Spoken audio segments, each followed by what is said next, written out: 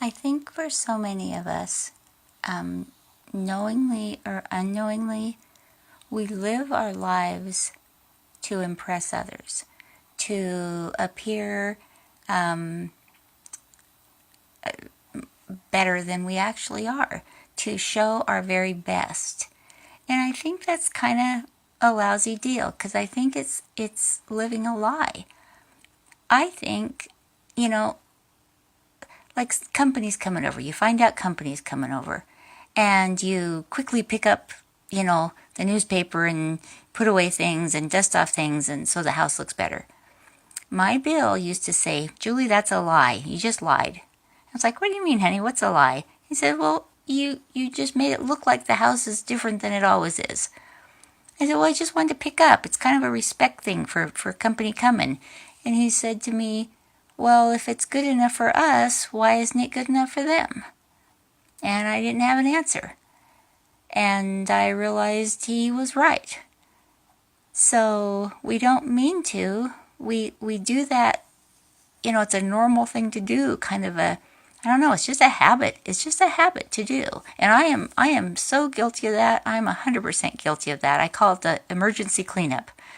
I think for the next and last part of my life, rather than trying to impress someone else or everyone else or anyone else, I'll live my life to impress myself, to do my best to just be myself, to be my most authentic, genuine being, the being I was meant to be, not influenced by others as best as possible. I mean, I know we're all influenced by others, but if I can't, if I don't live my life true to myself, to my genuine, authentic self, it seems a lie. So I'm sorry if the house isn't 100% perfect if anyone ever comes by. I'm sorry if I offend you by being too honest about my feelings, but it's important for me now to just be my very most genuine, authentic self. When Bill died, the hardest thing I found was, where does the love go? It wasn't being loved. It was, where does the love go? You love someone and then they're not here in that same form any longer. And just to be clear, I'm not talking about shades of gray or, Bill used to call it the horizontal mambo. I'm not talking about that kind of love. I'm talking about intimacy in conversation and just being yourself, all your genuine self, just being your genuine self. And more than anything, because I wasn't so good at that before, Bill was very good at that. I believe that's why he always smiled. But I'm given that a role because I'll tell you what, it feels really good. People are stunned by my honesty. They don't know what to do. And I want to tell you, give it a try. Give it a go. It's how we were meant to be. It's how we were meant to live. We weren't meant to try to impress. We weren't meant to stray from our genuine selves, and that's what we've done. And I think that's why so many people are unhappy. And I finally come to know that love that had no place to go, that love that I had, goes to everybody now. It just bubbles out and goes to everybody. And I genuinely mean that. I genuinely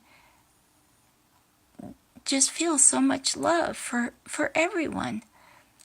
And I so much wish people could accept that. And those who find it the most difficult, I've realized those who find it the most difficult to accept are those who don't love themselves. And that makes me so sad. Because if you don't love yourself, I don't think you can accept love. I think you put conditions on everything. You want everything to fit in certain boxes, or to be this notion of perfection, or something. I don't get it, but we are all so perfectly flawed that if we could accept that in everyone else and mostly in ourselves, we wouldn't be trying to impress. We'd just be our genuine, authentic selves. I think that's why dogs are so happy. They don't try to impress anybody. They're genuinely bad sometimes. They're genuinely sweet sometimes. They're just genuine. And I happen to have been born in the year of the dog, and I happen to really, really, really love my dogs, like my kids. They are my kids. Bill and I had that in common. Few people would have done what we did for our little four-legged kids. And you can learn from your dogs. You can learn a lot from them. When they're happy, they're really, really happy. And when they're tired, they go to sleep. When they're hungry, they eat. And they genuinely love us unconditionally. And I think people could learn a whole heck of a lot from our little four-legged friends. Thank you.